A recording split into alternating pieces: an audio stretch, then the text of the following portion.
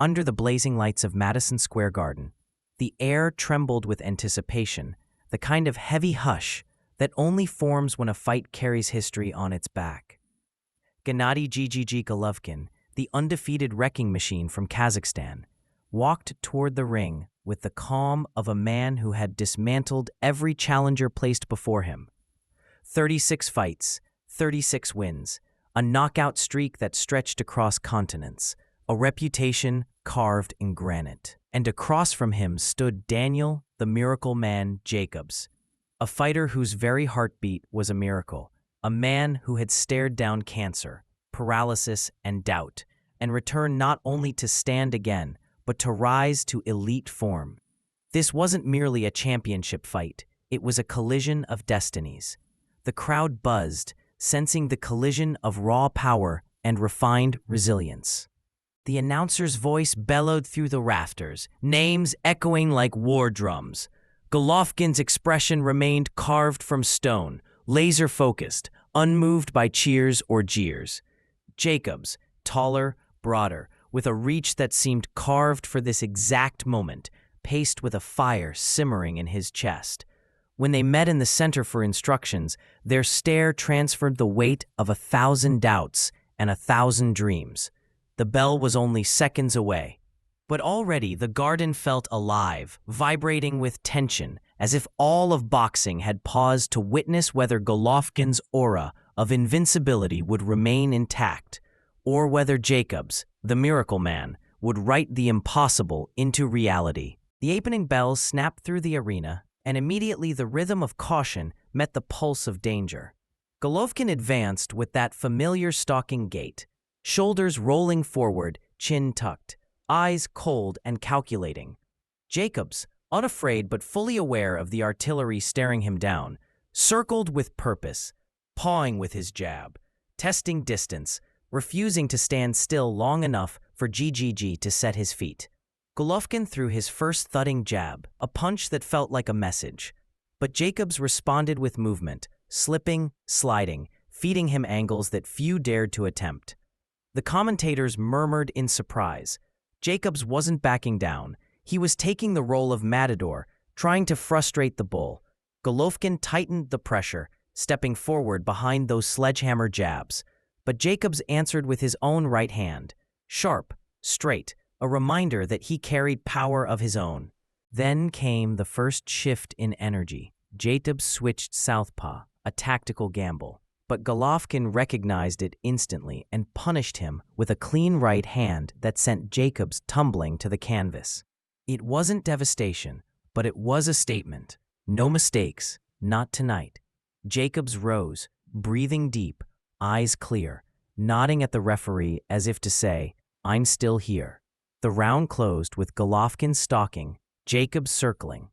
Both men settling into a fight that was becoming far more tactical, far more layered than anyone expected. As the middle rounds unfolded, something unexpected began to take shape. Daniel Jacobs grew bolder. Instead of fading after the knockdown, he sharpened. He began alternating stances with confidence, slipping Golovkin's jab, beating him to spots, forcing the Kazakh destroyer to reset more than usual. The crowd murmured at the audacity. Jacobs wasn't just surviving. He was boxing beautifully. Golovkin answered with cold efficiency, thudding body shots, short uppercuts, and that ever-persistent jab that cracked through Jacobs' guard like a hammer tapping at a fortress wall. But Jacobs, knowing he could not linger on the fence, kept his legs alive, sliding, pivoting, mixing feints with sudden bursts of offense. A right hand of his own buzzed Golovkin for a heartbeat. A rare sight, almost unthinkable, and the garden gasped. The commentary table talked of Jacobs' discipline, his distance management, his refusal to be bullied. Golovkin tightened his approach, stepping in with double jabs, cutting off the ring with his trademark geometry. But Jacobs kept throwing sand into the gears with angles and awkward rhythms. At moments, Golovkin broke through with looping hooks and stiff uppercuts that snapped Jacobs' head back, reminders that danger was always inches away. And yet Jacobs refused to wilt. His corner urged patience, composure, reminding him to stay on the jab, stay unpredictable, keep Golovkin thinking. The fight had become a chess match, drenched in violence. High-speed calculations under extreme pressure, each man searching for the slightest flaw in the other's armor. By the championship rounds, Madison Square Garden had become a cauldron of disbelief and intensity.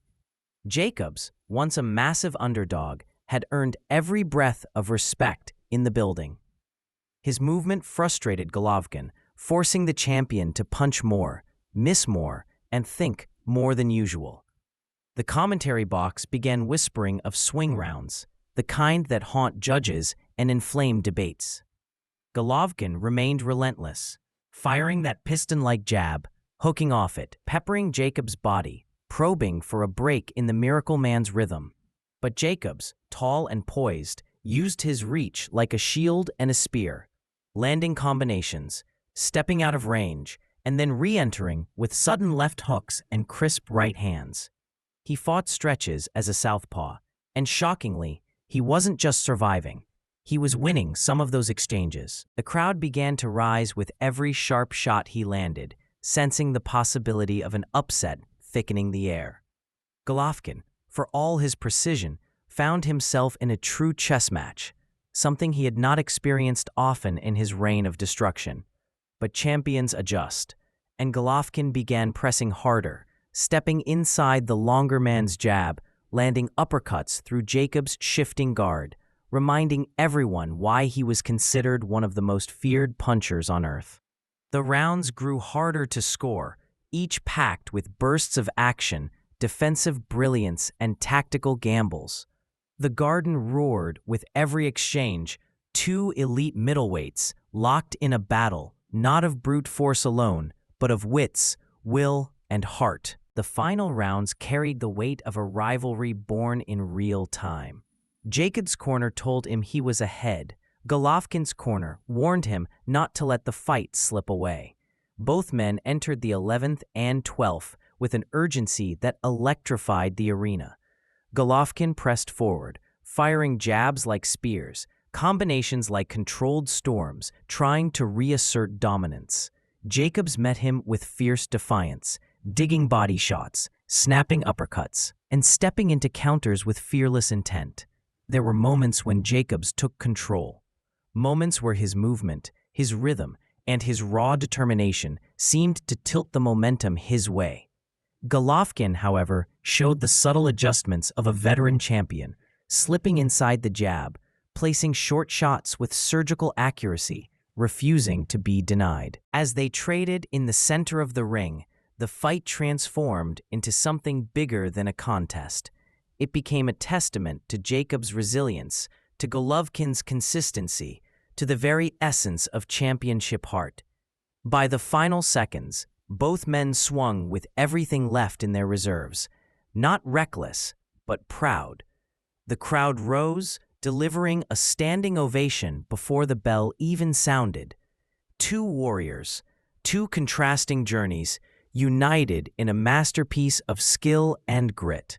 When the final bell rang, they touched gloves with genuine respect, both knowing they had been pushed into deeper waters than expected. As the fighters stood center ring, sweat glistening under the bright garden lights, the tension became almost unbearable. Jacobs believed he had done enough. His corner believed. Many fans believed. Golovkin, stoic as always, breathed steadily, his expression unchanged, but his eyes acknowledged the war he had just fought. The announcer's voice broke the silence like a hammer. "We go to the scorecards." The arena froze. Score by score, the numbers revealed a unanimous decision. For Gennady Golovkin, the crowd erupted, some in celebration, some in protest, but none without awe for the spectacle they had witnessed. Golovkin raised his hands, his streak intact, but his aura altered, not diminished, but humanized. Jacobs stood tall, no trace of defeat in his posture, knowing he had pushed one of boxing's most dangerous champions deeper than anyone ever had. The Miracle Man had not dethroned the king, but he had shaken the throne. Analysts debated, fans argued, but one truth remained immutable. This fight had become an instant classic, a testament to heart over fear, to courage over doubt. Golovkin walked out still champion, but Jacobs walked out transformed, a fighter who proved that even against the most feared man in the division, he could stand, fight, and elevate the sport. In the end, the Garden remembered both men, the unstoppable champion and the miracle who nearly rewrote destiny. And long after the lights dimmed, the echoes of their battle continued to pulse through boxing history.